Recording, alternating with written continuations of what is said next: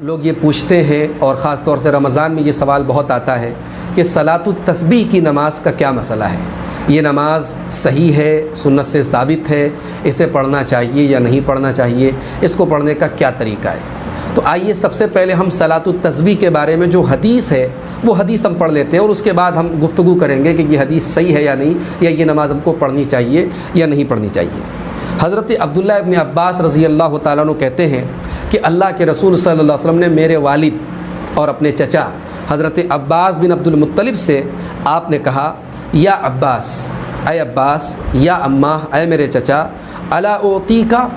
کیا میں آپ کو ایک چیز نہ دے دوں، الا امنہو کا، کیا میں آپ کو ایک گفٹ نہ کر دوں، الا احبو کا، کیا آپ کو ایک میں چیز عطا نہ کر دوں، الا افعل بک عشر خصال، کیا میں آپ کو 10 ایسی باتیں نہ بتاؤں، اذا انت فعلت ذلک، اگر وہ 10 باتیں آپ نے پوری کر لی، غفر اللہ لک ذنبک، تو اللہ تعالیٰ آپ کے گناہ معاف کر دے گا، اولہ و آخرہ، پہلے کے بھی گناہ، بعد کے بھی گناہ، و قدیمہ و حدیثہ، نئے گناہ، پرانے گناہ، و خطأہ و عمدہ،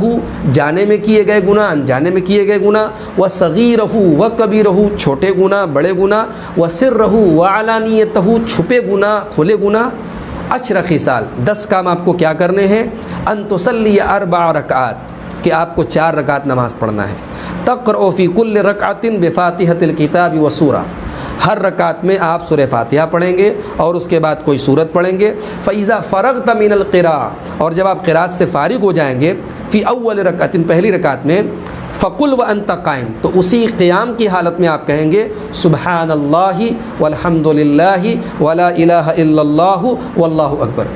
یہ آپ کہیں گے 15 مرتبہ، 15 مرہ، 15 مرتبہ آپ کہیں گے۔ ثم ترکعوا، پھر آپ رکوع کریں گے، فتقولها وانت راکع، اور رکوع کی حالت میں بھی آپ اس کو 10 مرتبہ کہیں گے، پھر آپ رکوع سے سر اٹھائیں گے اور اس کو آپ 10 مرتبہ کہیں گے، پھر آپ سجدے میں جائیں گے اور اس کو آپ 10 مرتبہ کہیں گے، پھر سجدے سے سر اٹھائیں گے، یعنی دونوں سجدوں کے درمیان بھی آپ اس کو 10 مرتبہ کہیں گے، پھر آپ دوبارہ سجدہ کریں گے اور اس کو 10 مرتبہ کہیں گے، تو اس طریقے سے ہر رکعت میں یہ 75 مرتبہ ہو جائے گا، اور اس طریقے سے تفعل ذلک فی 4 رکعات، چاروں رکعت میں آپ اس کو ریپیٹ کریں گے، یعنی 75 75 75 75، 4 بار، ٹوٹل یہ جو تسبیح ہے یہ 300 مرتبہ 4 رکعت میں ہو جائے گی۔ اس کے بعد وَإِنِ اسْتَطَعْتَ أَن تُصَلِّيَهَا فِي كُلِّ يَوْمٍ مَرَّةً فَافْعَلْ، آپ صلی اللہ علیہ وسلم نے حضرت عباس سے فرمایا کہ اگر آپ ہر روزانہ 1 مرتبہ اس کو پڑھ سکتے ہیں تو آپ ایسا کریں، لیکن اگر آپ ایسا نہیں کر سکتے ففی کل جمعۃ مرۃ، تو کم سے کم جمعہ کو آپ ہر جمعہ کو 1 مرتبہ پڑھ لیں، فإن لم تفعل ففی کل شہر مرۃ، اگر ہر جمعہ کو نہیں پڑھ سکتے تو ہر مہینہ 1 بار پڑھ لیں، فإن لم تفعل ففی کل سنۃ مرۃ، اگر مہینے میں نہیں پڑھ سکتے تو سال میں 1 مرتبہ پڑھ لیں، فإن لم تفعل ففی عمرک مرۃ، اگر سال میں بھی 1 بار نہیں پڑھ سکتے تو عمر میں، زندگی میں کم سے کم 1 بار پڑھ لیں۔ یہ حدیث ہے، اور حدیث کے جو الفاظ میں نے آپ کے سامنے پڑھے یہ ابو داؤد کے الفاظ ہیں، کتاب الصلاۃ، حدیث نمبر 1297، اور یہی الفاظ ابن ماجہ کے اندر بھی ہیں، کتاب الصلاۃ، حدیث نمبر 1387، اور یہ حدیث حضرت ابو رافع سے بھی روایت ہے، ترمذی کے اندر کتاب الوتر حدیث نمبر 482، اور یہ حدیث مستدرک حاکم میں، سنن کبریٰ للبیہقی میں، صحیح ابن خزیمہ میں، اور امام طبرانی کی المعجم الکبیر میں، اتنی کتابوں میں یہ حدیث وارد ہے۔ اب آئیے جاننے کی کوشش کرتے ہیں کہ یہ حدیث محدثین کی نظر میں کیسی ہے۔ تو بہت سارے علماء نے اس حدیث کو صحیح قرار دیا ہے، موجودہ دور کے محدثین میں علامہ البانی رحمۃ اللہ علیہ نے اور حافظ زبیر علی زئی رحمۃ اللہ علیہ نے، ان لوگوں نے اس حدیث کو صحیح قرار دیا ہے، لیکن بہت سارے علماء اور محدثین نے اس حدیث کو ضعیف قرار دیا ہے، اور اس کے ایک راوی کی بنا پر کہ بھئی وہ ثقہ تو ہے لیکن اتنا ثقہ نہیں ہے کہ اس کی یہ منفرد روایت لی جائے، اس لیے بہت سارے محدثین نے اس حدیث کو ضعیف بھی قرار دیا ہے۔ اس حدیث کو ضعیف قرار دینے والوں میں امام ترمذی ہیں، امام عقیلی ہیں، امام ابن العربی ہیں، امام نووی ہیں، حافظ ابن حجر ہیں، علامہ ابن تیمیہ ہیں، امام المزی ہیں، ان تمام لوگوں نے اس حدیث کو ضعیف قرار دیا ہے۔ اب آپ پوچھیں گے کہ پھر ہم کس کی بات کو صحیح مانیں، جو علماء اس کو صحیح کہہ رہے ہیں یا جو علماء اس کو ضعیف کہہ رہے ہیں؟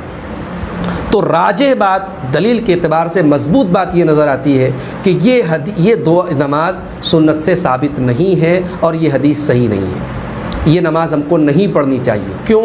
پہلی بات، یہ نماز ایک عبادت ہے، اور عبادت میں جو اصل ہے وہ منع ہے۔ کوئی بھی عبادت ہم تب تک نہیں کریں گے جب تک دلیل صحیح اور صریح دلیل سے وارد نہ ہو۔ نماز کا مسئلہ ہے، عبادت کا مسئلہ ہے، واضح اور صحیح دلیل نہ ہو تو ہم وہ کام نہیں کریں گے۔ دوسری بات یہ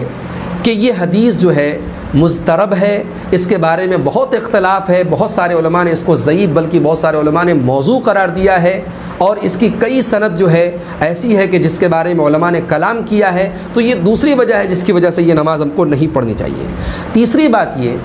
کہ اتنی بڑی فضیلت کی یہ نماز ہے، اس کے باوجود جن ائمہ نے دین کے اندر اجتہاد کیا، جو ائمہ مجتہدین ہیں، بالخصوص امام مالک رحمۃ اللہ علیہ، امام ابو حنیفہ رحمۃ اللہ علیہ، امام شافعی رحمۃ اللہ علیہ، امام احمد ابن حنبل رحمۃ اللہ علیہ، ان تمام ائمہ میں سے کوئی بھی اس نماز کے پڑھنے کا قائل نہیں، کسی نے بھی اس نماز کو مستحب قرار نہیں دیا ہے۔ چوتھی بات یہ کہ اگر یہ نماز شریعت سے ثابت ہوتی، مشروع ہوتی، تو یہ صحیح سند سے، بے داغ سند سے ثابت ہوتی، اس لیے کہ اتنی عظیم اس کی فضیلت ہے، اتنا بڑا ثواب کہ شاید کسی نماز کا اتنا بڑا ثواب بتایا گیا ہو کہ چھوٹے بڑے کھلے چھپے پرانے نئے سارے گناہ معاف ہو رہے ہیں۔ اور پھر یہ نماز عام نمازوں سے بالکل الگ ہے، اس کا طریقہ سجدے میں ہمیں جو عام تسبیح پڑھتے وہ نہیں پڑھنا، رکوع میں جو عام تسبیح پڑھتے وہ نہیں پڑھنا، بلکہ ایک خاص تسبیح پڑھنا ہے، طریقہ الگ ہے، فضیلت عظیم ہے، اور اس کے باوجود ایک ایسی سند سے آ رہی جس سند پر کلام ہے۔ ارے ہونا تو یہ چاہیے تھا کہ صحابہ اس نماز کو شوق و ذوق سے پڑھتے، اور ایک بڑی تعداد میں یہ حدیث جو ہے ہم سے صحابہ سے ہم کو ملتی، لیکن ایسا نہیں ہے۔ اور آخری بات یہ کہ اس نماز میں جو عجیب و غریب اختیار دیا گیا ہے کہ کبھی بھی پڑھ دو، یا تو روزانہ پڑھ دو، جمعہ کو پڑھ دو، مہینے میں پڑھ لو، عمر میں پڑھ دو، سال میں پڑھ دو، یہ اختیار بھی جو ہے کسی اور نماز کے بارے میں نہیں ملتا ہے۔ اس اختیار کی وجہ سے بھی اس نماز کے تعلق سے ذہن میں ایک قسم کا خلل، اسی لیے امام ابن خزیمہ اس حدیث کو بیان کرنے کے بعد یہ کہتے ہیں صحیح ابن خزیمہ میں کہ اگر اس کی سند صحیح بھی ہو تب بھی ذہن کے اندر، نفس کے اندر اس نماز کو لے کر کے ایک قسم کا خلجان محسوس ہوتا ہے۔ تو میرے بھائیوں، جو نمازیں صحیح سند سے ثابت ہیں، اللہ کے رسول صلی اللہ علیہ وسلم نے جن پر عمل کیا ہے، صحابہ نے جن پر عمل کیا ہے، اور جن کو امت ایک تواتر کے ساتھ کرتی چلی آئی ہے، ان نمازوں کا ہمیں اہتمام کریں۔ جس نماز کے بارے میں اتنا اختلاف ہے اور جس نماز کے بارے میں اتنی باتیں ہیں، اس نماز کو نہ پڑھیں تو یہی زیادہ بہتر ہے۔ لیکن آخر میں یہ بھی کہوں گا، چونکہ بہرحال بہت سارے علماء نے اس حدیث کو صحیح قرار دیا ہے، اگر کسی کی طبیعت اس قول کی طرف راغب ہوتی اور کوئی پڑھتا ہے، ہم اس کو بدعتی قرار نہیں دیتے، اس کو غلط نہیں قرار دیتے، لیکن دلیل کی روشنی میں زیادہ بہتر ہم اس کو قرار دیتے ہیں کہ اس نماز کو نہ پڑھا جائے۔ واللہ اعلم بالصواب، والسلام علیکم۔